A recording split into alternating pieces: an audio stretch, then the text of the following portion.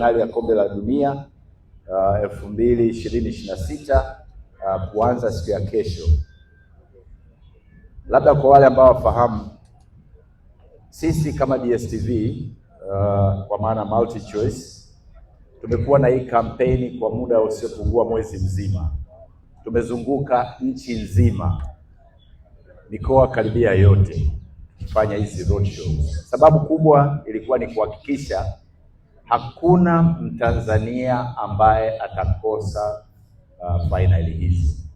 Asikose kwa sababu ya kusikia, asikose kwa sababu ya kujua ukubwa wa mashindano yenyewe, asikose kwa sababu labda kipato chake sio kikubwa. Hapana, tuliamua kwa makusudi kabisa kwamba kila mtu lazima awe na DStv ndani ya nyumba yake, na ndiyo maana Afrika nzima hakuna nchi au sehemu yoyote utaenda ambapo utapata decoder ya kuweza kuona mechi zote hizi 104 kwa shilingi 15,000 tu.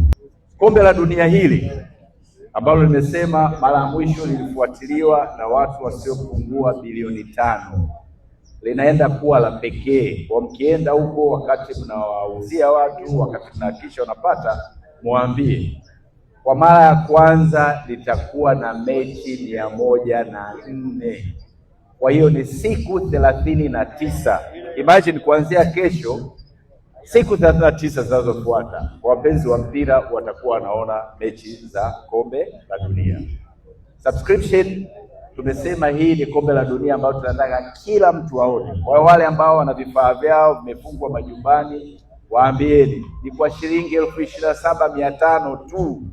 Kwa ni bei rahisi kuliko sehemu nyingine yoyote ile. Kwa mnapoenda huko, mnapozungumza, mzungumze mkiwa mna uhakika kwamba hakuna mtu mwingine yote ambaye ataweza kuzungumza akawa na ofa, akawa na kitu cha kuwapa Watanzania kilicho bora kuliko DStv. Lakini sisi tuna uzoefu kupitia SuperSport.